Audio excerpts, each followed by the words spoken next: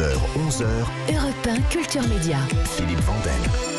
Bonjour Didier Van Kovlart. Bonjour Philippe. Vous êtes romancier, plus d'une trentaine de romans, 6 pièces de théâtre, des dizaines de scénarios pour la télé, pour le cinéma, et c'est assez rare pour être signalé. Vous cumulez à la fois des prix littéraires et des grosses ventes. En général, chez les écrivains, c'est soit l'un, soit l'autre.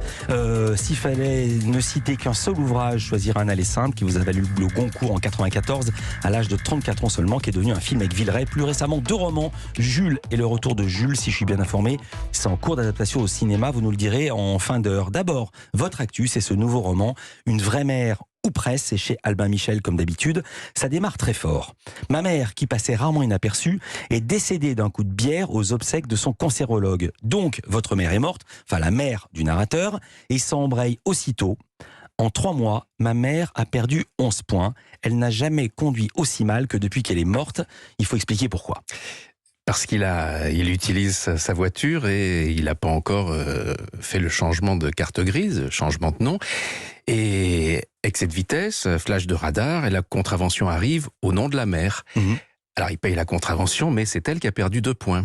Et puis, rebelote, elle perd encore 2 points. Et là, il se dit, mais si je continue comme ça, parce que la voiture est qu'elle bichonnait on l'a bichonné pendant 30 ans comme une Ferrari, et c'est une Renault Fuego, c'est coupé un peu ringard. J'en parle parce que vous avez une passion pour les coupés ringards, donc voilà. On va en parler après. Mais d'abord, l'histoire de la maman. Et donc, en version turbo-essence, quand on met le pied dessus, c'est pas comme la pantoufle hybride qu'il conduit à Paris. Et là, encore un excès de vitesse, et il se dit, mais le jour où elle a plus le permis, elle va... En même temps, elle va être convoquée, puisque l'administration de la Croix-Vivante, elle va être convoquée à un stage de récupération de points. Alors, qu'est-ce que je fais? Est-ce que j'engage une sosie? Et il raconte ça à l'auxiliaire de vie qui s'occupe de sa tante dans sa maison de retraite, la seule personne encore de sa famille. Et quelqu'un entend, et c'est une comédienne à la retraite qui est... Lucie Castagnol. Lucie Castagnol, qui, pour payer son loyer dans la maison de retraite, fait des spectacles de stand-up devant les pensionnaires. Elle a connu la mère, et elle a décidé de s'imposer dans le rôle, de devenir la mère pour... Elle se déguise, Lucie Castagnol se déguise en Simone. Pour aller passer ce stage de récupération de points. Et en fait, elle s'impose. Au début, lui, il dit, mais c'est n'importe quoi, parce qu'elle a sonné à la porte, il ouvre, et il est devant le fantôme de sa mère, en chair et en os. Elle a mis la perruque, elle a mis les fringues. Elle a mis la perruque, parce que les vêtements, pardon. La mère avait coupé ses cheveux avant de commencer sa chimio pour en faire une perruque, qu'après sa sœur avait gardé. Donc elle a la perruque, elle est habillée comme elle, elle a même le parfum qu'elle a retrouvé de mémoire. La seule chose qui dénote, c'est le regard. Elle a les yeux noisettes, mais elle dit, ne vous inquiétez pas, je me suis commandé des lentilles bleues. Et lui, il dit, mais pas question, c'est juste une idée comme ça, vous n'allez pas aller à ce stage. Et elle dit, mais ça y est, je me suis inscrite parce que c'était hier la date limite d'inscription. Et quel est son but? Pourquoi elle fait ça? Parce que c'est pas pour les 319 €. Non, elle demande le prix qui est le prix du stage. En fait, elle dit, je m'aligne sur les tarifs de la préfecture. En fait, cette femme qui était une comédienne, qui a joué Phèdre au Liban pendant la guerre à Beyrouth, qui a salué sous les obus, plus personne ne lui demande rien. Et là, ça va être le rôle de sa vie, qu'elle va interpréter non pas sur scène, mais dans la vie. Redonner vie à cette morte. En plus, cette femme n'a jamais eu d'enfant dans sa vie, et donc elle veut devenir mère. Et elle va s'imposer dans ce rôle, et en fait, elle va se greffer sur l'état de manque du fils de cet orphelin, qui au début, évidemment, barbant en retraite, essaie de s'en débarrasser. Et puis, elle va réussir quand même non seulement à le prendre de court, mais à lui donner envie d'aller au bout de ça. Parce que, comme il dit, à un moment donné, quand elle s'impose, elle dit remettre ma mère en circulation le temps de recharger son permis de conduire était en termes d'ironie comme de symbole une suite naturelle au rallonge administratif que j'avais donné à sa mémoire. Vous connaissez l'incarnation de ce personnage et tout ce qui va avec, c'est-à-dire la méticulosité obsessionnelle de cette comédienne qui veut faire entendre la voix du personnage, qui veut comprendre, qui veut s'imprégner du décor de l'appartement, donc elle tape l'incruste. Et Van Kovlart, vous connaissez votre livre par cœur? Ça remonte parfois, oui. Pas par cœur, non, mais voilà, comme en plus, déjà j'écris à voix haute, et puis je l'enregistre en livre audio aussi, donc voilà, il y a des phrases qui remontent. Je crois que ça fait 39 ans que je fais ce métier. C'est la première fois que je vois un écrivain qui connaît son livre par cœur. Je suis assez bluffé. Pas tout le livre, mais au moins quelques-unes. Enfin, il y en a même, j'en ai même reçu qui n'avaient pas eux-mêmes écrit leur livre. Didier Van Kovlart écrit ses livres, il les dicte. Ça s'appelle Une vraie mère ou presque. On n'a pas encore su pour quelle raison le fils accepte de jouer cette mascarade. Culture Média continue. 9h, 11h, Europe 1 Culture Média. Philippe Vandel. Didier Van Kovlart est notre invité. Une vraie mère ou presque, c'est votre nouveau roman publié chez Albin Michel.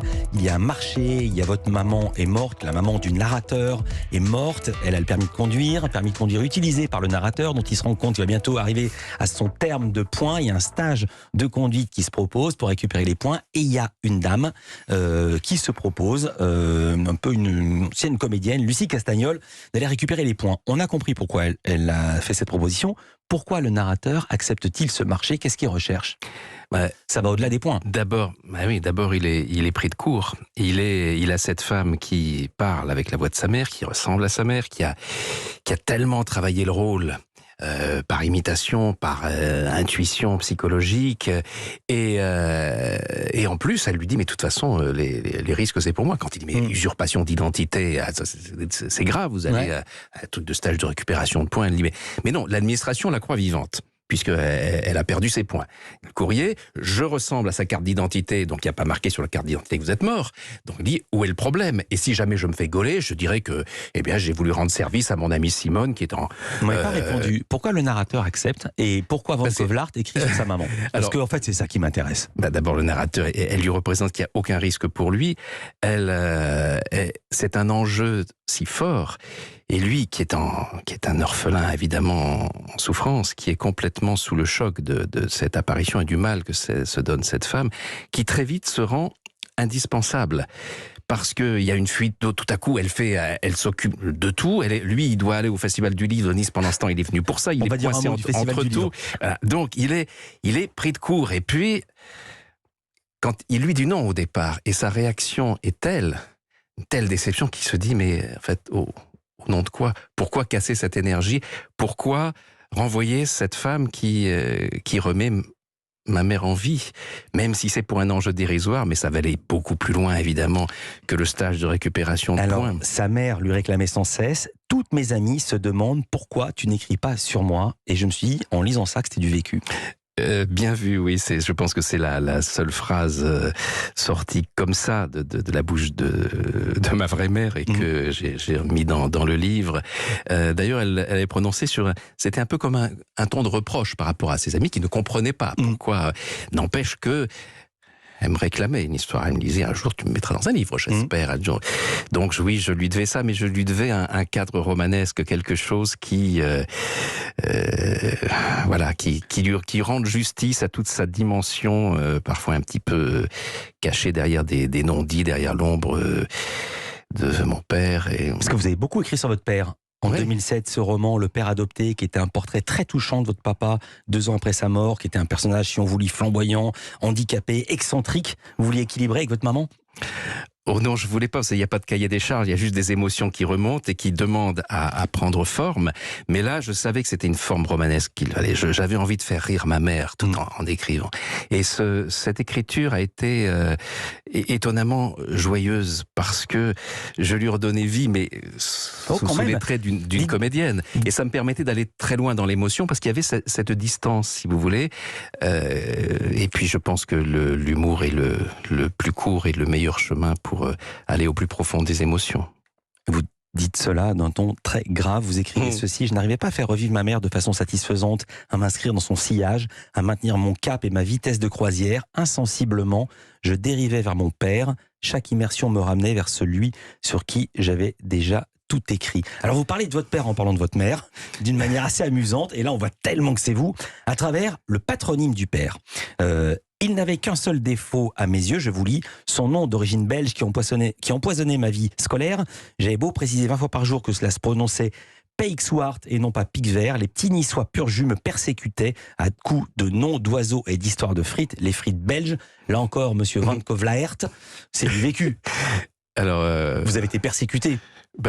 Mon nom, il le prononçait à Nice, Caole Verte, ce qui veut dire chou vert. Donc, on va dire que oui, c'est un clin d'œil de proximité. Mais dis donc, vous avez bien travaillé votre accent flamand, hein, Peixwart. Non, vous savez comment j'ai fait? Non.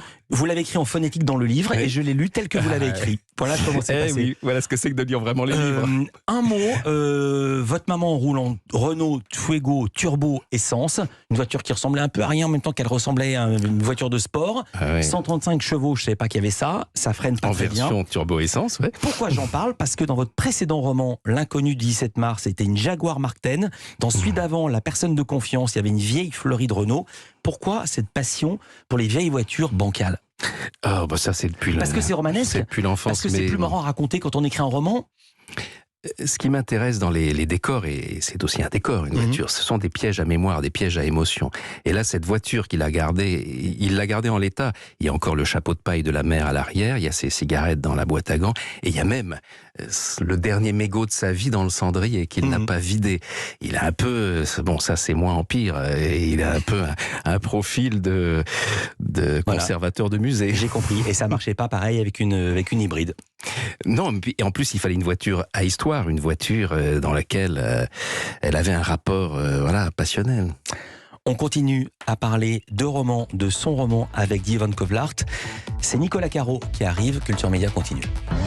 Philippe Vandel sur Europe 1. À l'écoute.